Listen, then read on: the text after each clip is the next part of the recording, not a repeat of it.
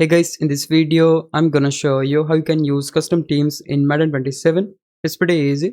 So let's say if we wanna use the downloaded one. So in order to download the custom team, we need to go to Creation Center, and here we need to select Download Center, and in the Download Center, you'll able to see custom teams. The game is new, that's why we don't have much options. For the sake of this video, we're gonna download Panthers. Now once the downloading is done, just get back from this. In order to use it for franchise, we're gonna select franchise mode, select the option create/load. Here select the option create new league. Right here you need to select play online solo or multiplayer. If you select play offline, then it won't work.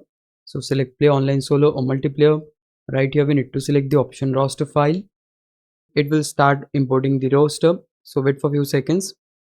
Now finally guys, we have the window to choose the team. So here we're gonna replace our custom team with the existing one. So you have to select that team with you would like to replace your custom team with. I'm gonna select this one.